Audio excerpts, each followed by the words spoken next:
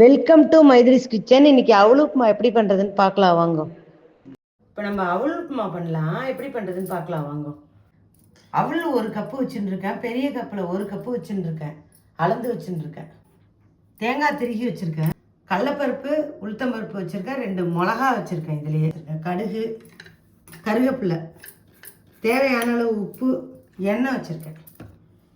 இப்போ எப்படி பண்ணுறதுன்னு நம்ம பார்க்கலாம் வாங்க. நம்ம அவலை கலந்துக்கலாம். இது கலந்து ஒரு 5 நிமிஷம் ஊற வச்சுட்டு தான் இது பண்ணணும். 2 தடவை அவலை கலந்துட்டு ஊற வச்சுக்கலாம் ஒரு 10 நிமிஷம். ஈஸி தான் இது. இதில் வெங்காயம் வேணால் வெங்காயம் போட்டுக்கலாம், நான் போடலை, போட்டுக்கலாம், வேணால் வெங்காயம் போட்டுக்கலாம், பொடி பொடியாக நறுக்கி வெங்காயம் போட்டுக்கலாம். 10 நிமிஷம் இது ஊறட்டும். ஊறணும்னு நம்ம எப்படி பண்ணுறதுன்னு பார்க்கலாம். அவள் நல்லா ஊறிடுத்து. இப்போ எப்படி பண்ணுறதுன்னு பார்க்கலாம் வாங்க. அடுப்பு பற்ற வைக்கிறேன், இல்பச்சட்டி வச்சுருக்கேன். இப்போ எண்ணெய் ஊற்றுறேன், கொஞ்சமாக ஊற்றுண்டா போதும். எண்ணெய் நல்லா காயட்டும். கடுகு போடுறேன், எண்ணெய் காஞ்சிச்சு, கடுகு போடுறேன்.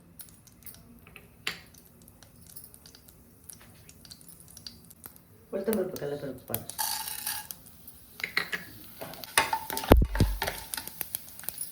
கருவேப்பிலையும் பெருங்காயம் வச்சுருக்கேன் பாருங்க, 1/2 ஸ்பூன், அது 2யும் போடுறேன்.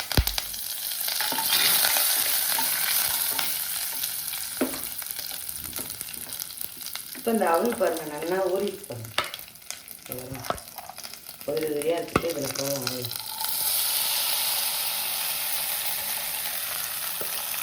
இதெல்லாம் அவளையும் போட்டாச்சு. இப்போ உப்பு போடுறேன் தேவையான. இது உப்பு தாங்காது, நம்ம பார்த்துட்டு கம்மியாக தான் வச்சுக்கணும். நல்லா கலரி விட்டு 1 நிமிஷம் மூடி வைக்கலாம். வெந்துடும். 5 நிமிஷம் தான் அவளோட இதோட வேலையை. சீக்கிரம் குயிக்காக முடிஞ்சிடும் அவளுக்கு.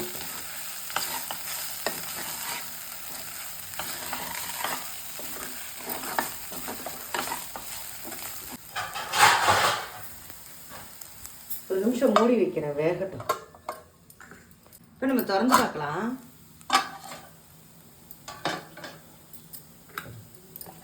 நல்லா வெந்திருக்கு பாருங்க, எடுத்து உங்களுக்கு காமிக்கிறேன். நல்லா வெந்திருக்கு. தேங்காய் போடுங்க பாருங்க.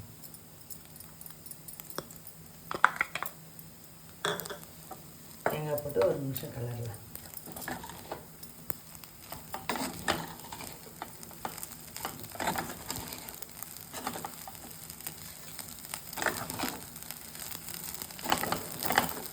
தேங்காய் போட்டு ரொம்ப நேரம் கலரணும்னு அவசியம் இல்லை, கொஞ்சம் நேரம் கலர்னா போதும், சீக்கிரம் ரெடி ஆகிடும். இதுலேயே மஞ்சள் பொடி போட்டுக்கலாம்.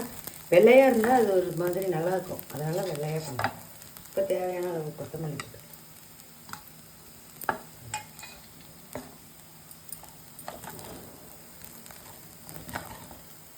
இப்போ தேவையான அளவு கொத்தமல்லி போட்டு நல்லா கலரி விட்டு அடுப்பை ஆஃப் பண்ணிட்டேன்.